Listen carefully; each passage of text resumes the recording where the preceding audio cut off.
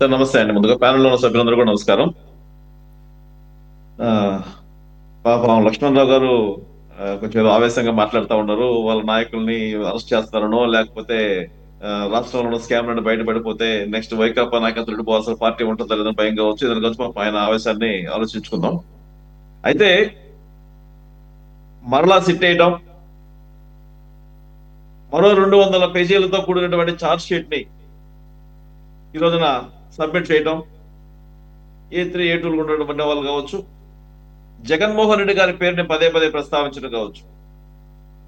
ఈ రోజు జగన్మోహన్ రెడ్డి గారి పేరు ప్రస్తావించడం కాదండి, లిక్కర్ స్కామ్ ప్రారంభమైనప్పటి నుంచే జగన్మోహన్ రెడ్డి గారే సూత్రధారి అనే విషయాన్ని తెలుగుదేశం పార్టీ చాలా క్లియర్ గా చెప్తూ వచ్చింది.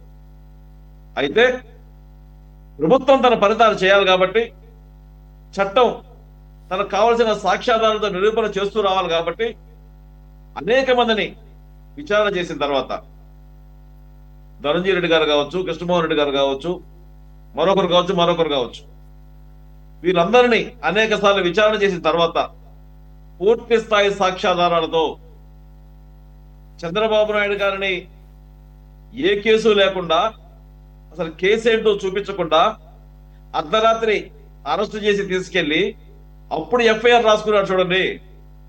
అటువంటి చరిత్రలు కాకుండా, అటువంటి అన్యాయాలు కాకుండా, అటువంటి దుర్మార్గాలు కాకుండా చట్టపరంగా ఖచ్చితమైనటువంటి నిర్ణయాలు తీసుకుని పూర్తి స్థాయి సాక్ష్యాధారాలతో సిట్ వేయడం కోసం గానే, ఛార్జ్ షీట్ తయారు చేయడం కోసం గానే ఇంతకాలంగా సమయం పట్టుండొచ్చు. ఈ కేసుకి మూలం, ఈ కేసుని తయారు చేసింది, రూపకల్పన, దీని ఫ్లో చార్ట్స్, సృష్టికర్త మొత్తం అంతా కూడా జగన్మోహన్ రెడ్డి అనడంలో ఎటువంటి సందేహం లేదు.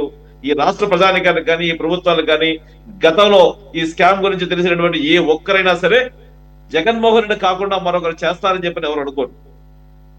16 నెలల పాటు జైల్లో ఉండిచిన వ్యక్తి, అనేక డొల్ల కంపెనీలు పెట్టి 1,00,000 కోట్ల పైన సంపాదించిన వ్యక్తికి ఈ స్కామ్ పెద్ద స్కామ్ కాకపోవచ్చు. బాబా లక్ష్మణరావు గారికి 3,000 కోట్ల రూపాయల స్కామ్ అంటే ఏంటో పెద్దగా తెలిసిపోయచ్చు.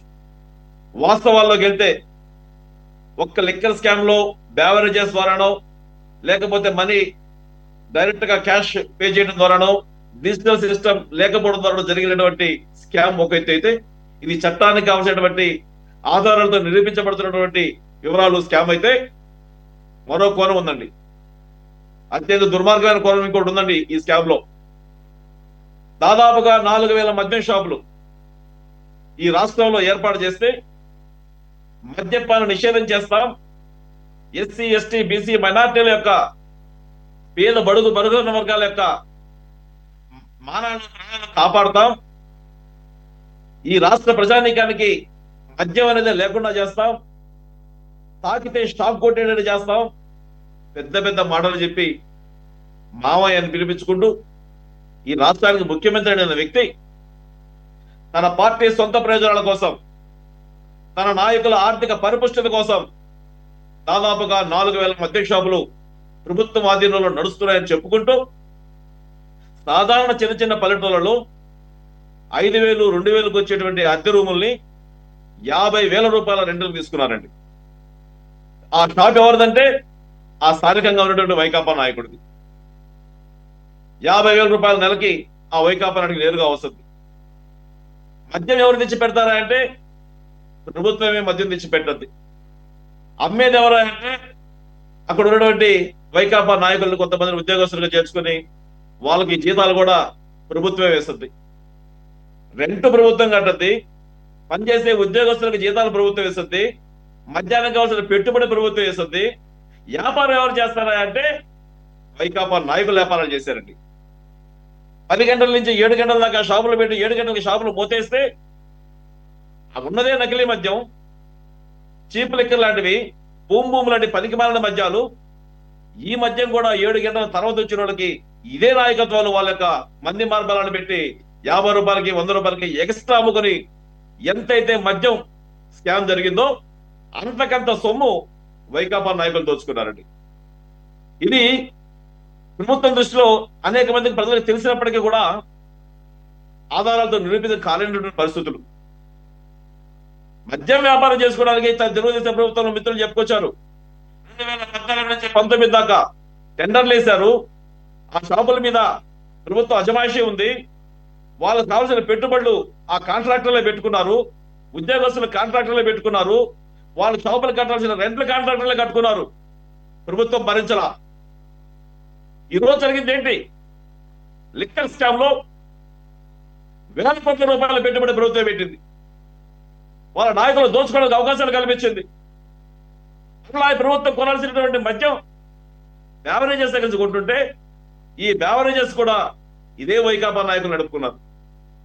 10 రూపాయల మద్యం తయారు చేసి 100 రూపాయలకి ప్రభుత్వానికి అమ్ముకున్నారు. ఈ కంపెనీలు కూడా మళ్ళీ జగన్మోహన్ రెడ్డివే. కంపెనీలు జగన్మోహన్ రెడ్డివే, కొన్ని ప్రభుత్వం జగన్మోహన్ రెడ్డిదే. అమ్మే నాయకులు, అక్కడ షాపుల్లో అమ్మేటువంటి వ్యాపారవేత్తలు ఇలా నాయకులే, షాపులు వీళ్ళవే.